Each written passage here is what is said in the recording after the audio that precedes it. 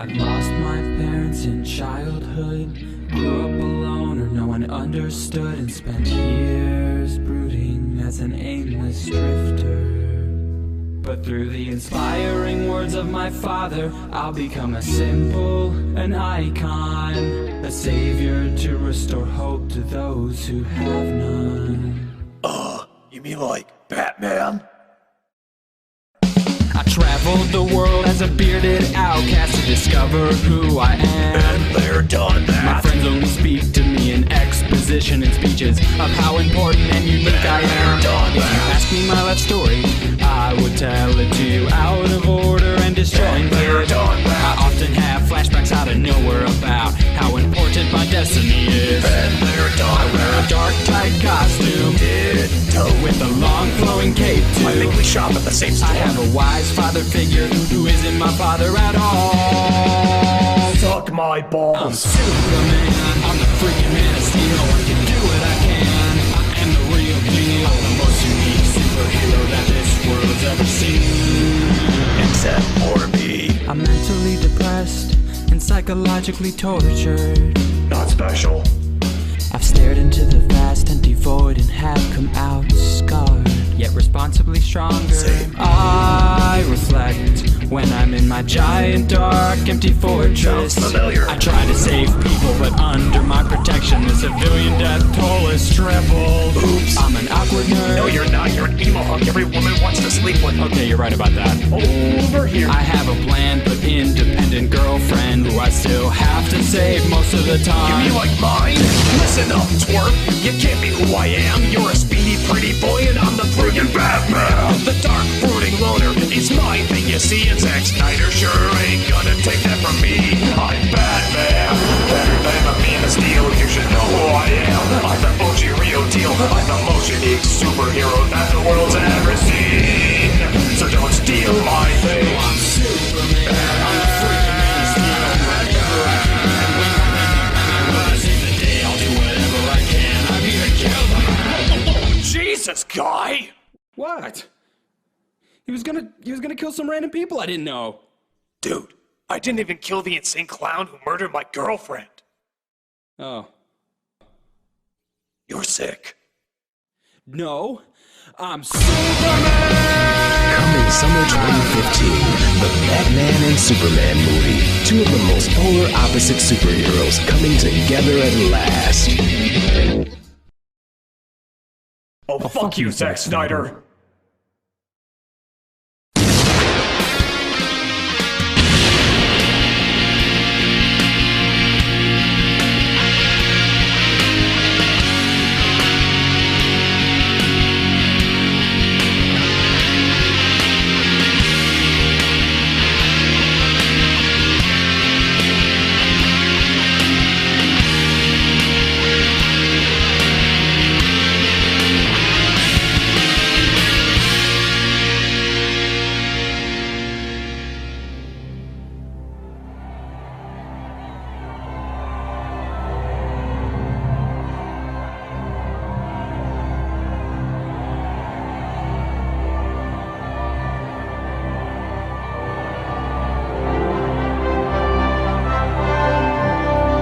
They can be a great people they wish to be.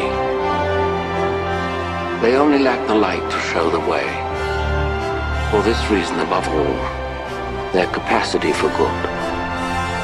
I have sent them you, my only son.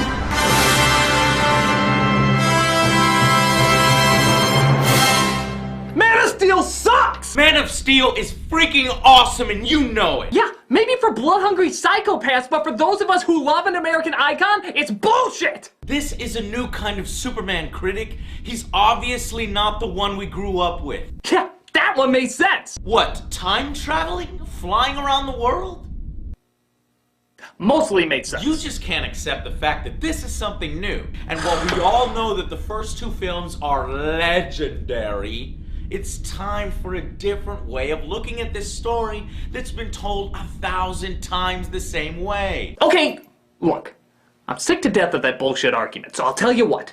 I am willing to look at this in a new light. Because, hey, we should be willing to accept things from a new point of view. I will still try my best to accept this as its own unique thing, without drawing any references from the original movies.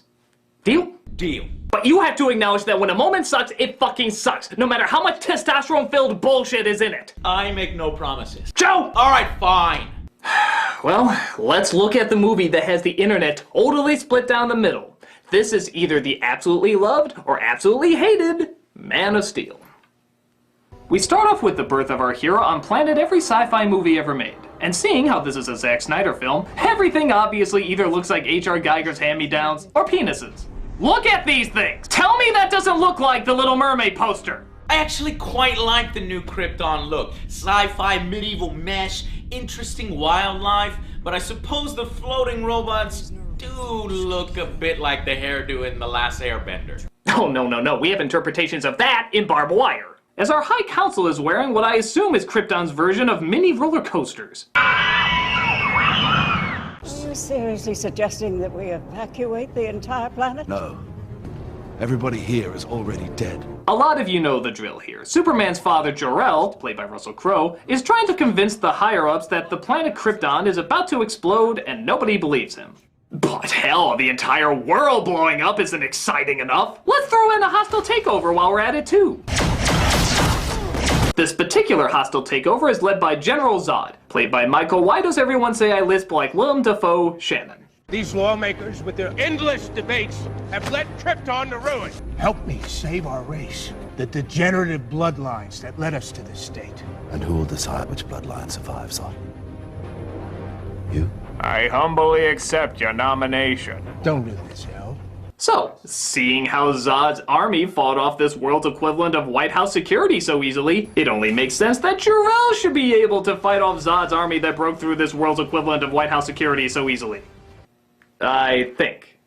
He rides on his dragonfly dragon, picks up yet another subplot, because Lord knows we don't have enough of those going on in this opening, and plans to put it in a space pod, sending his son to Earth, who will be the only survivor. Goodbye, my son. Nah, shoot, we gotta have that pesky emotion. Come on, this is a Christopher Nolan story. You can throw in more subplots. At least strap that baby to a bomb or something. He rises from the dentist's chair and is sent out towards Earth, just before Zod's forces arrive. Concentrate fire on the main door! Yes, person who clearly has no microphone attached to his mouth. What have you done?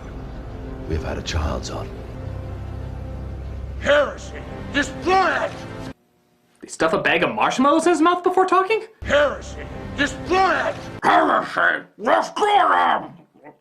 Actually, the funny thing about Michael Shannon's performance is how he manages to be both over-the-top extreme and under-the-bottom restrained. It's kind of like watching Jerry Lewis act. He may start off low and appear not to be very interested, but then, in a millisecond, he can change into "Hey!" with the screaming and the yelling and the nice lady!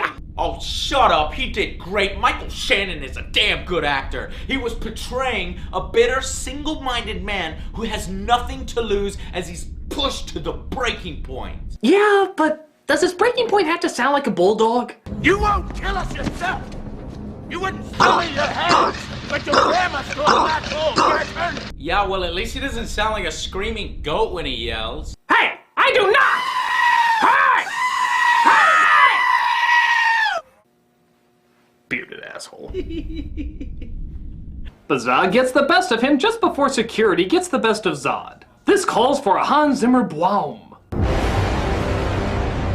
Is anyone else sick of that sound yet? I swear, if Hans Zimmer did the music to You're a Good Man, Charlie Brown, it'd be You're a Good Man, Charlie. So Zod is sentenced to imprisonment in the Phantom Zone. You believe your son is safe? I will find him. Sorry, didn't quite catch that. I will find him. No, still didn't get it. I will find him. Still not coming through. Tell you what, say it as loud and ridiculously hammy as your cartoonishly large eyes and mouth will allow. I will find him! Now I hear ya. No, you won't. Bye. I swear to God, look at it! Look at it! So they wait for the inevitable, as it's the end of the world as they know it, and everyone feels blandly fine. you, Laura? Shouldn't you find refuge? What? I can't hear you over the incredibly quiet destruction of the world. There is no refuge, Kiro.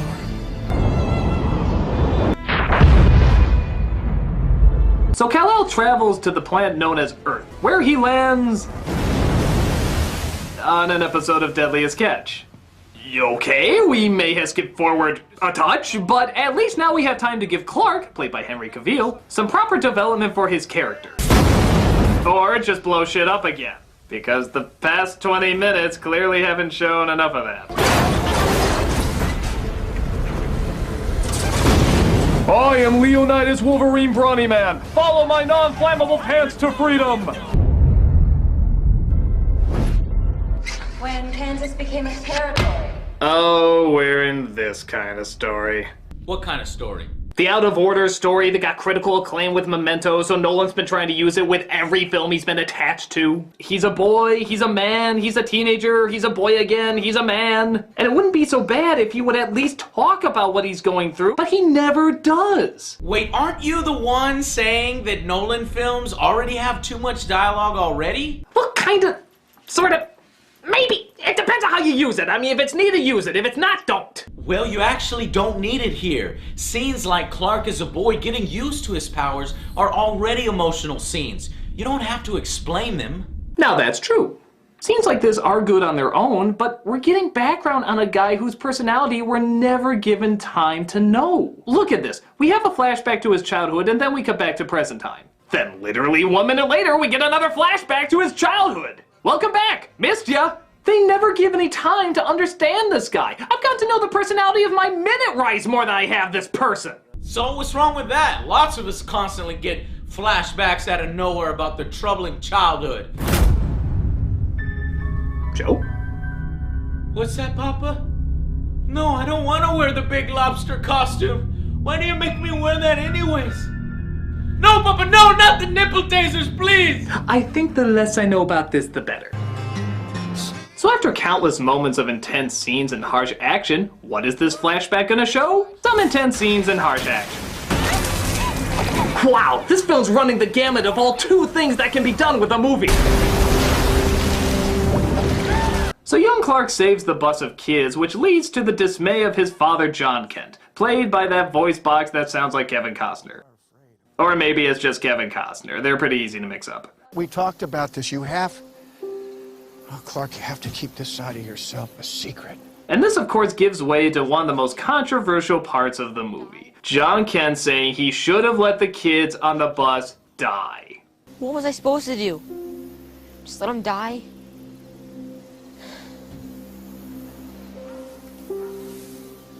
Maybe. Yeah, what do you got to say about that, Joe?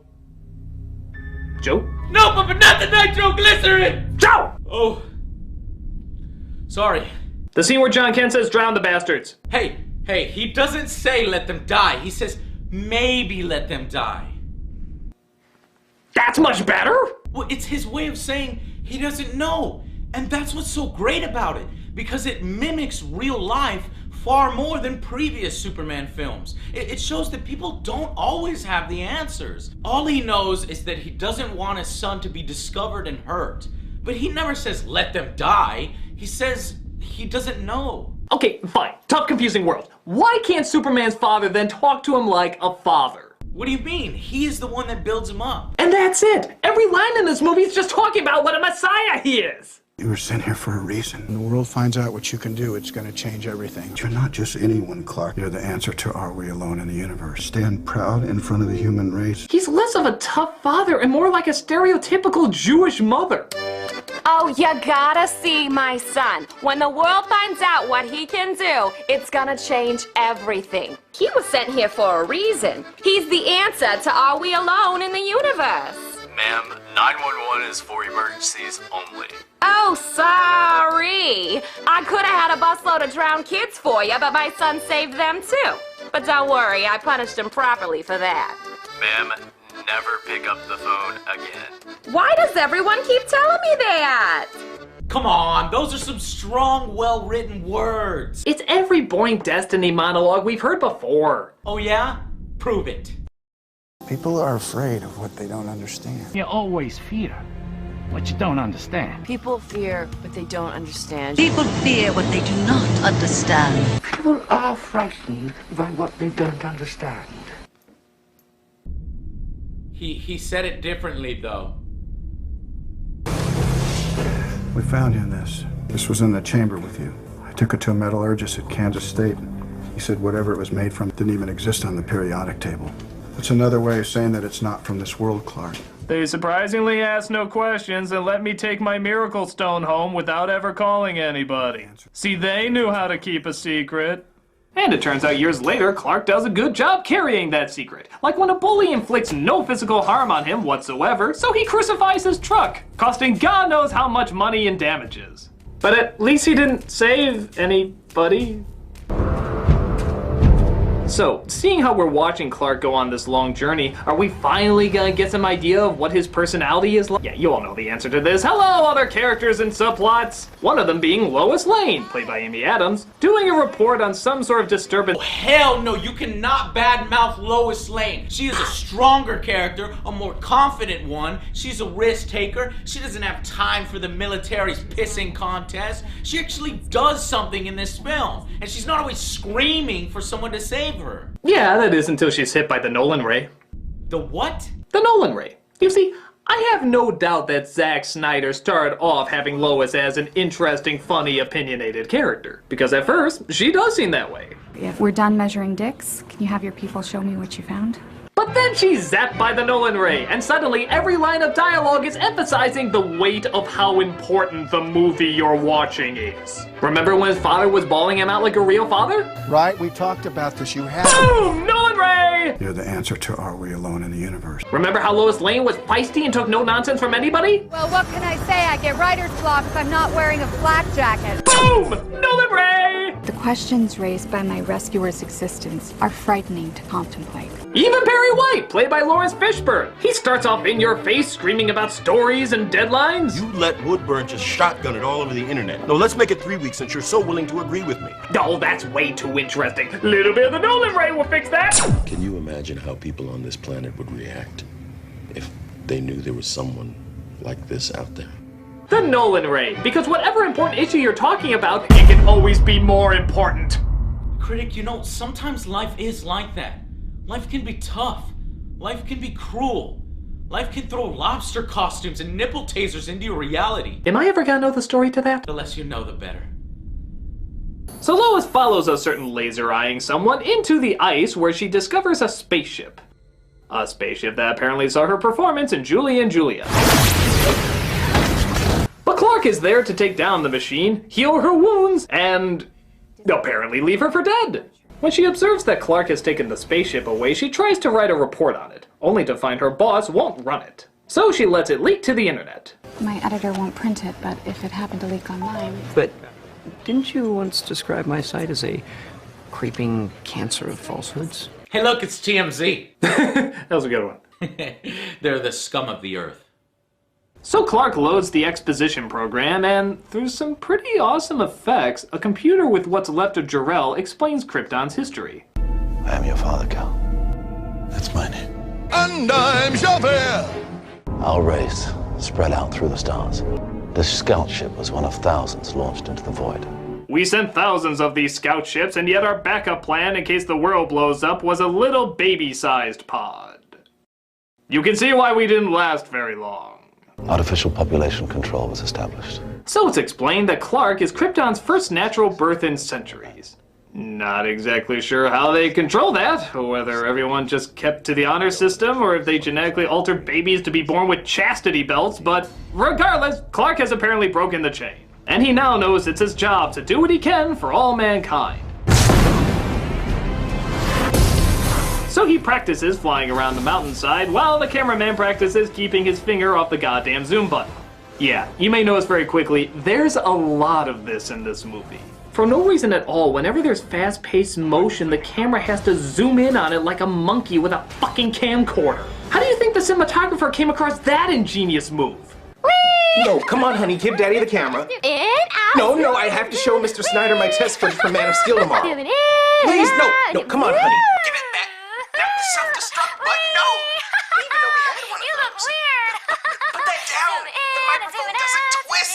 I can explain. I love this. I knew you would. So Lois goes searching for her rescuer / leaver of people to die in the snow, and through asking questions and listening to hearsay, she locates exactly where he is. Of course this calls for celebrating with another flashback. Tired of safe. I just want to do something useful with my life.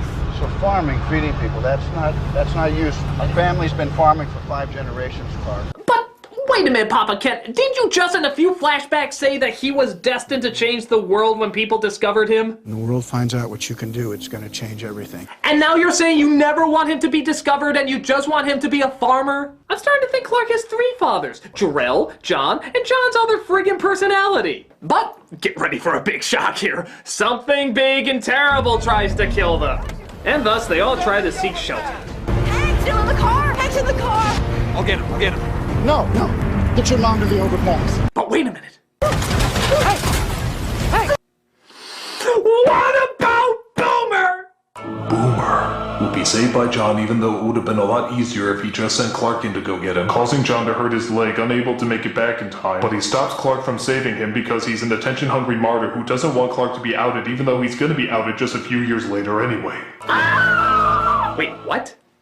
Yup, even though there's about a million other ways this problem could have been solved, John Kent sacrifices himself because he stands by how Clark should change the world by never doing a goddamn thing. He's just doing what he thinks is right. But it's not right! But he thinks it's right. Does that make it right? Does that make it not right? Not right? Right? Right? Right. Right! What the hell did we just agree on? You see, this movie's deeper than you think. It's raising questions. Oh, shut up! While we're at it, why does everyone in this movie take death like a light breeze? All of the people who die in this film never flinch, move, or even make a noise. And these deaths have ranged from stabbing, explosion, and tornado. I think somebody in that lineup would at least go, ow! Maybe. Well, the movie's tired of waiting for Clark to actually do anything, so General Zod appears on the Monarch ship to threaten the world to hand him over. I think whoever's at the helm of that thing is looking to make a dramatic entrance. Thanks for the arrow, by the way. We never will have known what we were supposed to look at. My name is General Zod. I come from a world far from yours. So it looks like their ability to take over all of Earth's video footage understandably gives a barely visible picture. But for some reason, that sound sure seems crystal clear. To Kal-El, I say this. Surrender within 24 hours. And tell Nash thanks for the microphone. It works great. No problem, tyrannical overlord. Watch this world suffer the consequences. This is Orson Welles, ladies and gentlemen, to assure you that the War of the Worlds has no further significance than as the holiday offering it was intended to be. So Clark tries to figure out what to do and seeks the advice of both his mother and possibly a higher source.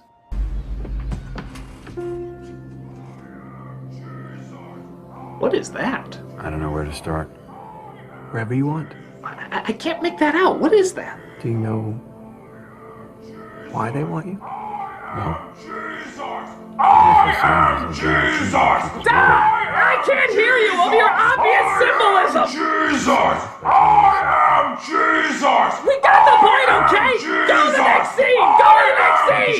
Jesus! So Clark reveals himself and surrenders to the military, who have also brought in Lois, seeing how she's the only one who knew anything about his existence.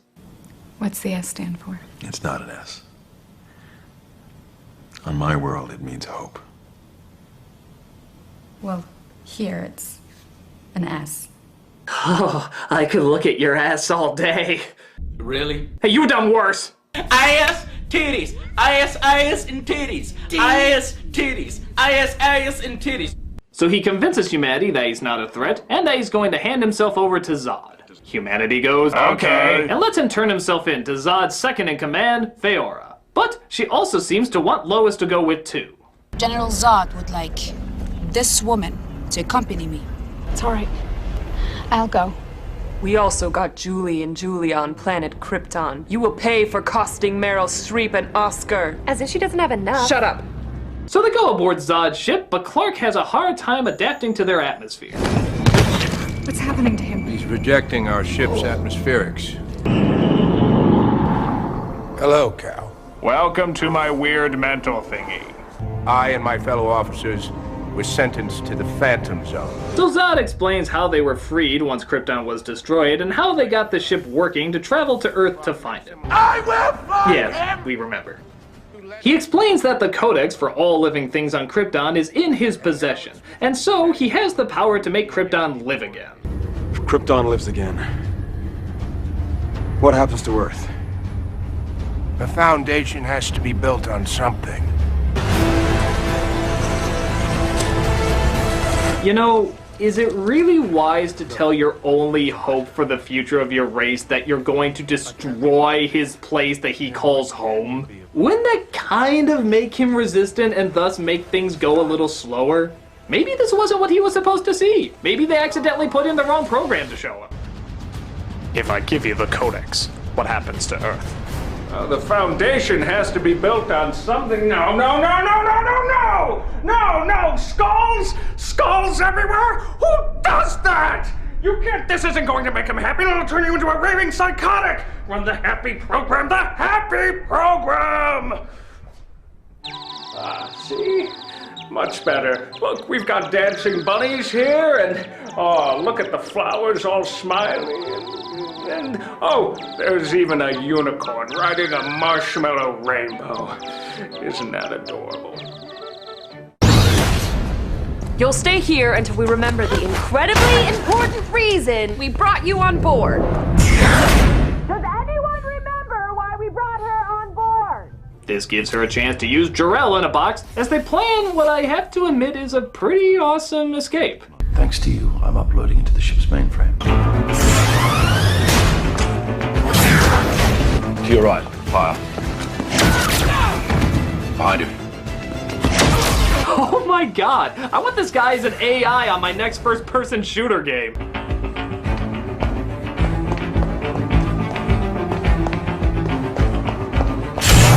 Secure yourself inside the open pod. Safe travels, Miss Lane. This also allows Clark to escape as he's set to go down to Earth and stop them from harming anybody. We wanted you to learn what it meant to be human first. So that one day, when the time was right, you could be the bridge between two peoples. You can save all of them. But my father said never to be noticed or help people. Your father's a twat who directed the postman. You, now go. I am Jesus! I am Jesus! We heard you the first time! Hey, what's wrong with a little savior symbolism here or there? Here or there? I don't think the Bible has as much Jesus imagery! Okay, but what would someone who's half immortal and half human be like?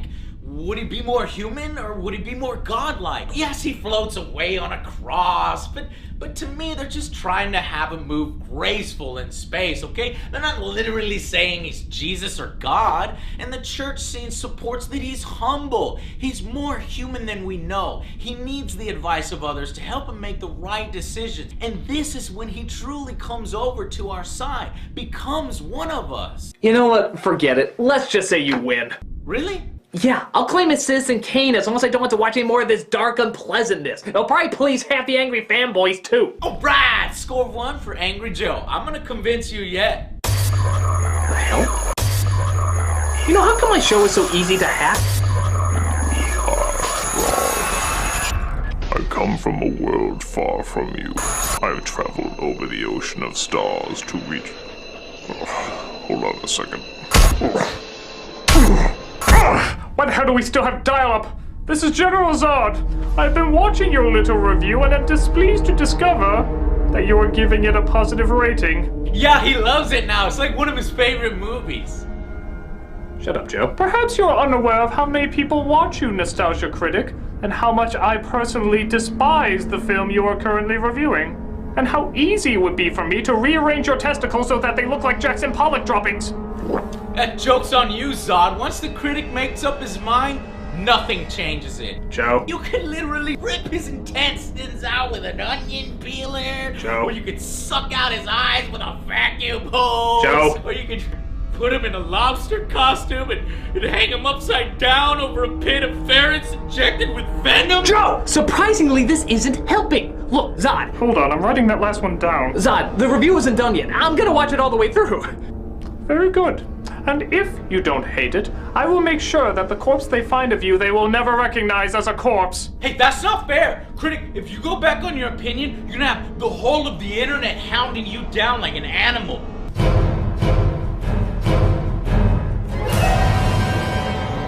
Can't we all just hate Superman 4?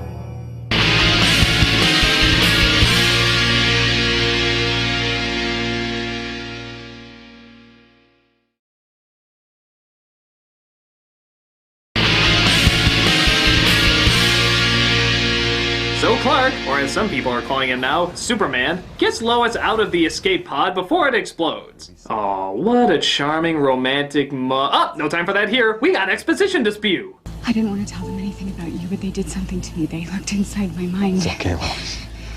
They did the same thing to me. Huh. Guess they forgot to show that scene. Kind of pointless, seeing how they could get the exact same information out of him. Hell, maybe Zod managed to find the correct imagery this time. You see, Miss Lane, all of this and more can be yours if you just give us the information we require. Even the unicorn riding the marshmallow rainbow? Even the unicorn riding the marshmallow rainbow. So Zod approaches Clark's mother dressed as that thing from the opening of Alien and tries to force her to tell him where the Codex is. The Codex is not here. Where has he hidden it? I don't know. Where is the Codex? Does this guy have any charm outside of just shouting his ass off? How'd this guy get this position anyway? It's all down to shouting! Superman saves his mother, but potentially dooms this entire town by bringing the battle to them. It seems okay for the moment as Zod can't adapt to Earth's atmosphere, but Miss Not Ursa and her masked minions can make up for that.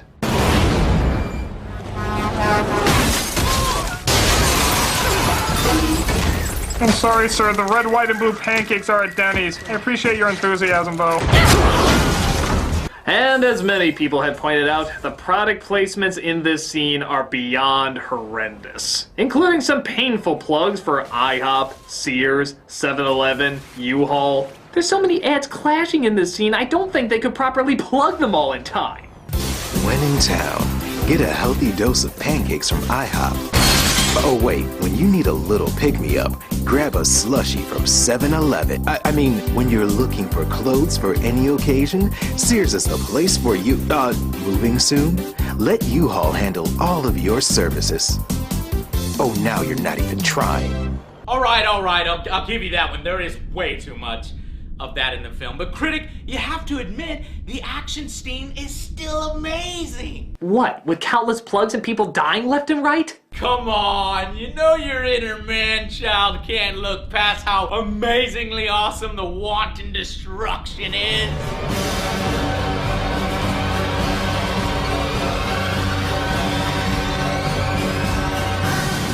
Damn my testosterone. Of course it's fucking awesome! I know, right? Oh my god, that scene where he takes the band and he throws it out there like, yeah, come on! And then she's gotta like hit the guy in the chest, she's like, shoom! And then Superman's like, boom! And like smashes him in the ground. And then they're like going over, it's like Dragon Ball Z, except all the shitty stuff is cut out. Well, some of it's just not Dragon Ball Z shitty stuff, new shitty stuff, but this stuff is awesome!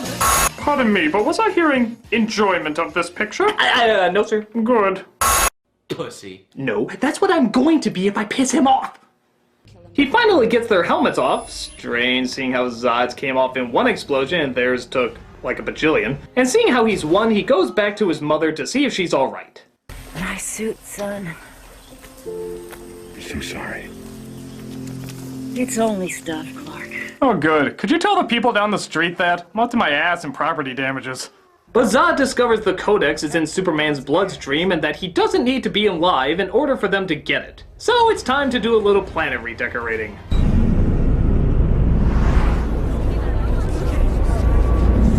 Ladies and gentlemen, because you've never seen the destruction of a major city in a summer blockbuster before, we give you that thing we just said.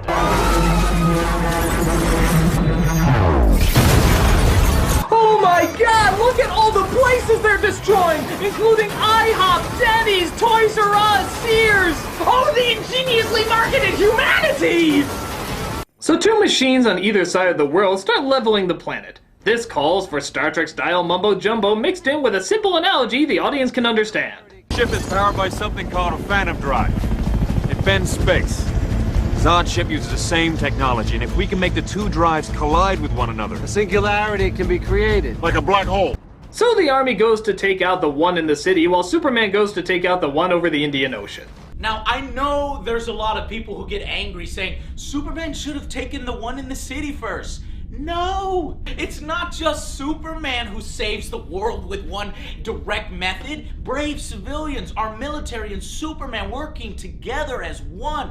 Only he can make it there that fast to the other side of the world. And only he could possibly get around its defenses. Joe, honestly, this setup is so confusing, I'll just take your word for it. No! Everybody goes nuts over this, so I'm gonna explain it. What if Superman went for the main one and then they went for the other one there? They may not be able to shut the other one down. Maybe the other one has a self-destruct mechanism which would blow up the entire Earth if the first one got blown up. So Zod adapts to the Earth's atmosphere. Apparently half a lifetime of getting used to this can be reduced down to a couple of seconds now, and grabs the scout ship in order to start rebuilding Krypton. Meanwhile, Lois is on board the military ship about to blast the other one to hell, when something seems to go wrong.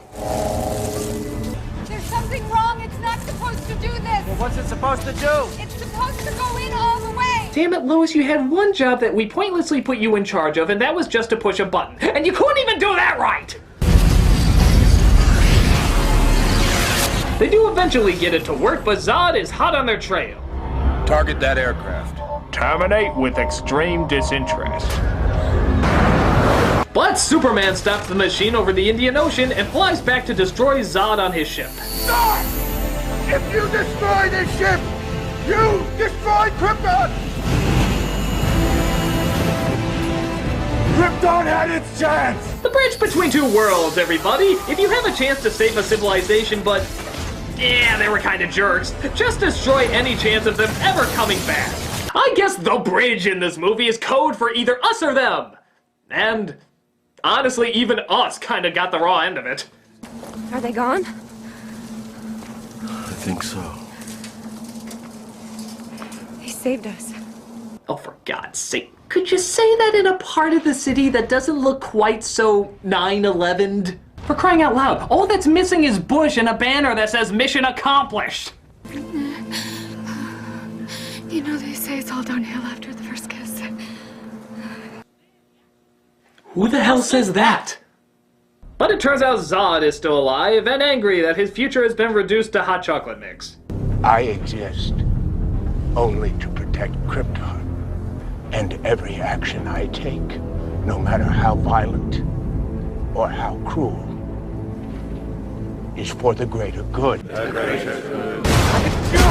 So Zod vows to destroy Superman at any cost. Logically, seeing how he'll chase Superman anywhere, Superman leads him to a location far away from the people so that none of them will ever get hurt, or he once again brings the most dangerous thing in the world to the people he swore to protect.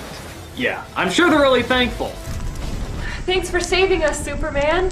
Yeah, imagine the real damage that could have been done if you didn't come to our planet. Oh look, Zod. Oh Jesus is gonna save us again! Way to go, Superman, putting us above all else again! Oh God! Is that the Statue of Liberty?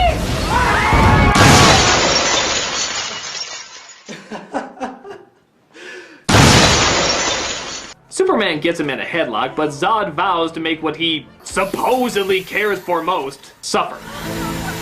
Don't do this! Even though there's about 3 or 4 different ways those people could probably get out of there. You have to admit, Soup, this isn't all me. These people are just kind of idiots. Never.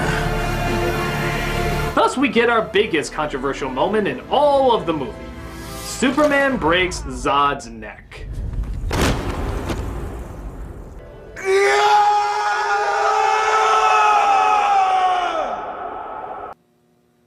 Really? Nothing from you on that one, Joe? Oh. And that's how it saved Christmas with a lightning gun! What was I talking about? The controversial neck-breaking scene. Oh, you know, I'm not gonna lie, when I first saw that scene, I hated it. But the more you really think about it, this is a really bold choice, because ultimately it lets Zod win. It plays again to a young and inexperienced Clark and how he knows his actions will have huge ramifications. Yes, because having the city nuked didn't have enough ramifications. Point being, it's a catalyst now for why he will never ever take another life. The fact that he had to do it to one of his own people, one of the last remaining Kryptonians. At that moment, he not only chooses to be human, but he makes the ultimate sacrifice for humanity. And he also makes himself forever alone. I agree. Ha! I knew you'd say that! Wait, what? Yeah, surprisingly, the most hated scene by so many fans actually didn't bother me that much. I mean, keep in mind, we saw Superman kill Zod in the second movie and no one had a heart attack over that. And on top of that, even though it could have been illustrated better, I like the idea they were going for. That you won't always have answers to situations that are always ethically pleasing. It's actually a very difficult, very hard thing to come to grips with. Too bad it's forgotten in the very next scene. He just blows some more shit up because, like I said, we haven't seen enough of that. Yeah, it's pretty rushed. I mean, he takes down a satellite and then they make a joke about how hot he is and they never bring it up again. It's almost like the scene before never freaking happened. It really pisses me the fuck off. They just ruined it right there. They never established that killing people was a big thing for him. Hell, we saw so many other civilians die, I figured that he'd be used to seeing it by now. We never actually see any of those people die as a direct result from Superman. I mean, sure, we see people die when Zod's ship is like humping the Earth, but I get what you're saying. You're actually saying we agree on the neck break then. I think so. The one part most fans universally hate, we actually think is okay? For the most part, yeah. So does that mean you actually like it, Critic? Yes. Does that mean you actually like this, Nostalgia Critic?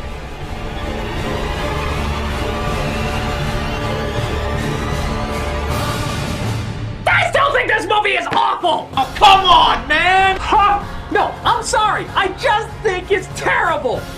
There are some things I like. All the actors to play these roles are good choices. The action scenes are awesome. And though I like the more upbeat Superman, I'm open to the idea of a darker version. But these characters have no identity. Outside of their job and how they look, you wouldn't even know that this was Clark Kent or Lois Lane if they didn't call them Clark Kent or Lois Lane. The millions of subplots are not needed and get in the way of any emotional connection we want to make. The incoherent storytelling is pointless and annoying, and as a superhero, he lets way too many people die in this. Even if he took Superman's name off of this, I still wouldn't like this stupid, illogical mess. I think you're totally wrong, Critic. Everything you just said. Those characters seem boring to you because they're not as over the top or single-noted as the comic book ones or the Christopher Reeves versions. It's a new kind of Superman that needs a less cliched character, okay? It needs a tougher and darker outlook because we've seen the other Superman stories already. Those are still there. And by putting in these morally confusing lessons that you call illogical, I see them as challenging. And there's no way to save every single buddy like in previous movies and always get your way. There's just a man struggling between what it means to be human and more than human, and trying to do the right thing. Yet he still manages to rise above it and save us all. This movie is awesome. Oh please, you Houstonians will read too much into anything! Why don't you say that to my fist, Hair Gel? Oh, look who's talking! That's why They can be a great people they wish to be. They only lack the light to show the way. For this reason, above all, their capacity for good. I have sent them you, my only son. I think I understand now. Joe, I will never like this movie. I think it's an insult to everything Superman stands for, and I will never understand how you could actually like it. Oh, nice. But just because I can't see how doesn't mean I can't understand why. Oh, because I'm a blood-hungry psychopath, right? No! I mean, you are, but that's not why I think you like it. When I see this movie, I see people dying for the sake of getting violent, craving teens in the seats. But that's not what you see. You see one of your favorite superheroes being tested and put through a greater challenge than ever before. And by having him witness and go through so much intensity, it makes his challenges seem greater and his struggle all the more interesting. For you, and probably a lot of the people that enjoyed this movie, you're seeing the Man of Steel go up against some of the greatest evil that he's ever gone up against, because of how much damage he does. So when he rises up, you can feel all the more proud of what a terrible thing he stopped. It's not craving dark, horrible things like a maniac. It's seeing someone fight against those dark, horrible things. And not just through him holding heavy stuff, but by standing up for what he feels is important. I don't see the same thing, but at the very least, I know that's what you see. So, as long as you're viewing it because you want to see the best of strength and kindness rise up against the worst of oppression and force, all I can say is, go ahead and enjoy it, man. Thanks for understanding me. That middle of the road bullshit won't work on me, who stood in! Don't worry, Critic. I'll stop him. Just tell me his location. Hey, how are you doing that? Much better. Now, prepare for an entree of spilled organs and pain! Oh, for Christ's sake, will you guys stop punching holes in my ceiling? Here to stop you again, Zod. Stay back, Superman, or the Critic's toast! Careful, Zod. You know what I can do. Oh yeah? What are you gonna do? Kill me? You break my neck, you'll have message boards all over you like an unemployed writer at Starbucks! So come on, big man, what are you gonna do?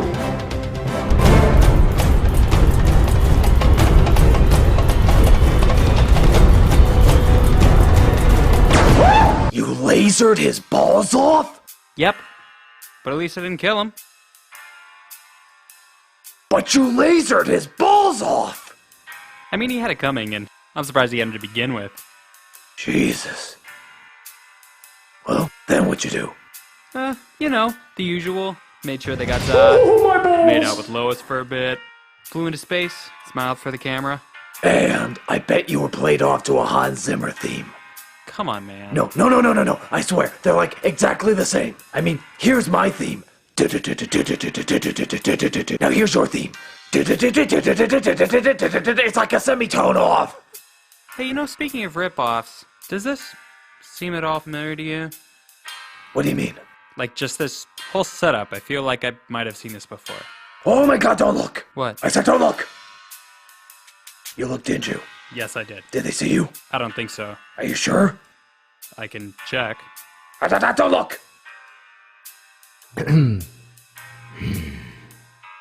They're looking right at us. Just keep your eyes down on the table. Hey. Hey. Batman doesn't have a beard! We don't hear that. But we're keeping our eyes down on the table.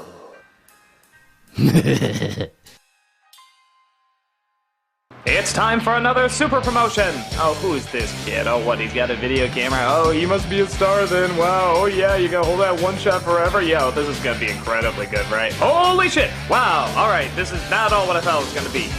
Listen closely, attention span of the internet. The first half a minute of Super Academy is not at all what you think it's gonna be. It's actually pretty awesome. This young man named Power Kid wants to go and be a superhero, so he goes to Super Academy, but he has a backstory. So he teams up with a band of misfits to see if they can actually become real heroes in real life. It's kind of like that movie Sky High, except people can swear in it, and they'll probably be more open to accepting it because it's not Disney. Seriously though, that movie was extremely underrated. I mean, how come people don't like it? Bruce Campbell was the gym coach. Regardless, this show is very much like that. Okay, it does not have Bruce Campbell as a gym coach, but I did hear they were gonna get Jennifer Lawrence as an art teacher. That is a lie. I just saw Catching Fire, though, and she's been on my mind for a bit. More than a bit. I should see someone. Regardless, Super Academy. It has everything. Action, adventure, comedy. This person. Who is that person? Only one way to find out. Watch Super Academy. When will Jennifer Lawrence answer my stalk emails?